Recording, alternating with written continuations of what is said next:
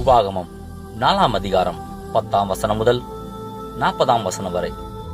உன் கண்கள் கண்ட காரியங்களை நீ மறவாதபடிக்கும், உன் ஜீவனுள்ள நாளெல்லாம் அவைகள் உன் இருதயத்தை விட்டு நீங்காதபடிக்கும் நீ எச்சரிக்கையாயிருந்து உன் ஆத்துமாவை ஜாக்கிரதையாய் காத்துக்கொள்.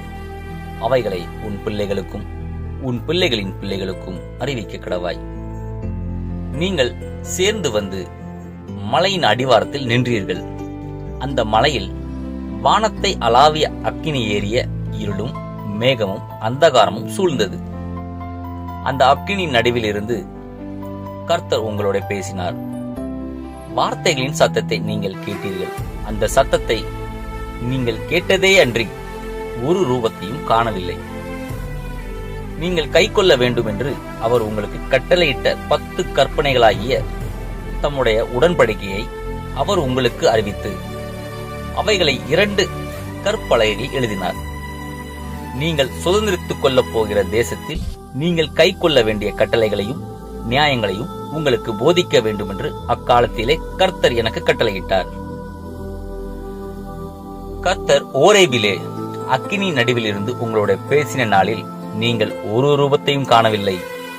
ஆகையால் நீங்கள் உங்களை கெடுத்துக் கொண்டு ஆண் உருவும் பெண் உருவும் பூமியில் இருக்கிற யாதொரு மிருகத்தின் உருவும் ஆகாயத்தில் பறக்கிற செட்டையிலுள்ள யாதொரு பட்சியின் உருவும் பூமியிலுள்ள யாதொரு ஊரும் பிராணியின் உருவும் பூமியின் கீழ் தண்ணீரில் உள்ள யாதொரு மச்சத்தின் உருவுமாயிருக்கிற இவைகளில் யாதொரு உருவுக்கு ஒப்பான விக்கிரகத்தை உங்களுக்கு உண்டாக்காதபடிக்கும் உங்கள் கண்களை வானத்திற்கு ஏறெடுத்து உங்கள் தேவனாகிய கர்த்தர் வானத்தின் கீழெங்கும் இருக்கிற எல்லா ஜனங்களுக்கும் ஏற்படுத்தின வானத்தின் சர்வ சேனைகளாகிய சந்திர சூரிய நட்சத்திரங்களை நோக்கி அவைகளை தொழுது சேவிக்க இணங்காதபடிக்கும் உங்கள் ஆத்துமாக்களை குறித்து மிகவும் எச்சரிக்கையாய் இருங்கள்.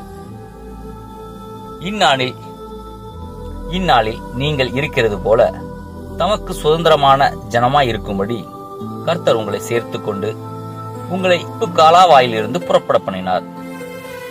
கர்த்தர் உங்கள் நிமித்தம் என்மேல் கோபம் கொண்டு நான் யோர்தானை கடந்து போவதில்லை என்றும் உன் தேவனாகிய கர்த்தர் உனக்கு சுதந்திரமாக கொடுக்கிற அந்த நல்ல தேசத்தில் நான் பிரவேசிப்பதில்லை என்றும் ஆணையிட்டார்.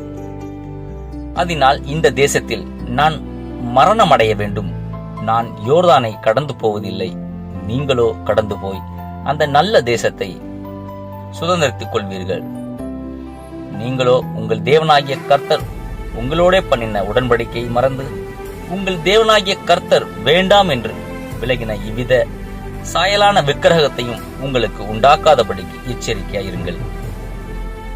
உன் தேவனாகிய கர்த்தர் பட்சிக்கிற அக்கினி, அவர் எரிச்சலுள்ள தேவன்.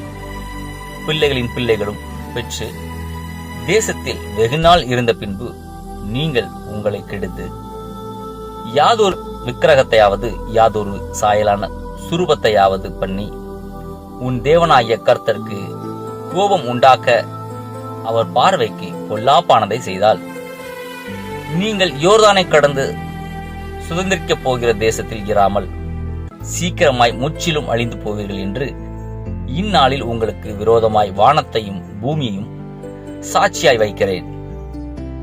நீங்கள் அதிலே நெடுநாள் இராமல் நிர்மூலமாக்கப்படுவீர்கள். கர்த்தர் உங்களை புறஜாதிகளுக்குள்ளே சிதறடிப்பார். கர்த்தர் உங்களை கொண்டு போய் விடப்போகிற ஜாதிகளிடத்திலே கொஞ்சம் ஜனங்களாய் மீந்திருப்பீர்கள்.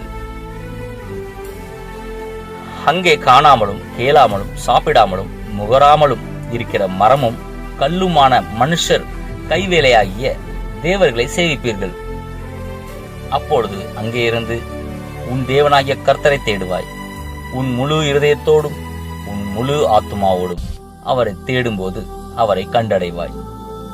நீ வியாகுலப்பட இவைகளை எல்லாம் உன்னை தொடர்ந்து பிடிக்கும் போது கடைசி நாட்களில் உன் தேவனாகிய கர்த்தரிடத்தில் திரும்பி அவர் சத்தத்திற்கு கீழ்ப்படிவாயானால் உன் தேவனாகிய கர்த்தர் இரக்கமுள்ள தேவனாயிருக்கிறபடியால் அவர் உன்னை கைவிடவும் மாட்டார், உன்னை அழிக்கவும் மாட்டார். உன் பிதாக்களுக்கு தாம் ஆணையிட்டு கொடுத்த உடன்படிக்கை மறக்கவும் மாட்டார். தேவன் மனுஷனை பூமியில் சிருஷ்டித்த நாள் முதல் உனக்கு முன் இருந்த பூர்வ நாட்களில் வானத்தின் ஒரு முனை தொடங்கி அதன் மறுமுனை மட்டுமல்ல, எவ்விடத்திலாகிலும் இப்படிப்பட்ட பெரிய காரியம் நடந்ததுண்டோ? இப்படிப்பட்ட காரியம் கேள்விப்பட்டதுண்டோ? அக்கினியின் நடுவில் இருந்து பேசுகிற தேவனுடைய சத்தத்தை நீ கேட்டது போல யாதொரு ஜனமாவது கேட்டதும் உயிரோடு இருந்ததும் உண்டோ? அல்லது உங்கள் தேவனாகிய கர்த்தர் எகிப்திலே உங்கள் கண்களுக்கு முன்பாக உங்களுக்கு செய்தபடியெல்லாம் தேவன் அந்நிய ஜாதிகளுக்கு நடுவில் இருந்து ஒரு ஜனத்தை சோதனைகளினாலும் அடையாளங்களினாலும் அற்புதங்களினாலும் யுத்தத்தினாலும் வல்லமையுள்ள கரத்தினாலும் ஓங்கிய புயத்தினாலும் மகா பயங்கரமான செயல்களினாலும் தமக்கென்று தெரிந்து கொள்ள வகை பண்ணினதுண்டோ என்று நீ விசாரித்து பார். கர்த்தரே தேவன், அவரை அல்லாமல் வேறு ஒருவரும் இல்லை என்பதை நீ அறியும்படிக்கு இது உனக்கு காட்டப்பட்டது. உன்னை உபதேசிக்கும்படிக்கு அவர் வானத்திலிருந்து தமது சத்தத்தை உனக்கு கேட்க பண்ணி பூமியிலே தமது பெரிய அக்கினியை உனக்கு காண்பித்தார். அக்கினியின் நடுவில் இருந்து உண்டான அவருடைய வார்த்தைகளை கேட்டாய். அவர் உன் பிதாக்களில் அன்பு கூர்ந்தபடியால் அவர்களுடைய பின் சந்ததியை தெரிந்து கொண்டு உன்னிலும் பலத்த பெரிய ஜாதிகளை உனக்கு முன்னின்று துரத்தவும் உன்னை அழைத்து கொண்டு போய் இந்நாளில் இருக்கிறது போல அவர்கள் தேசத்தை உனக்கு சுதந்திரமாக கொடுக்கவும் உன்னை தமது முகத்துக்கு முன் தமது மிகுந்த வல்லமையினால் எகிப்திலிருந்து புறப்பட பண்ணினார்.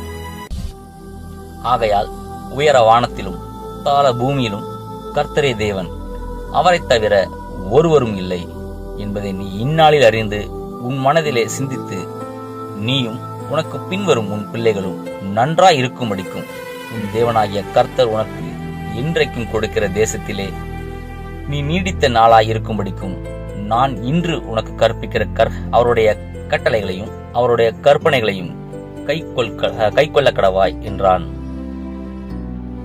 ஆமென்.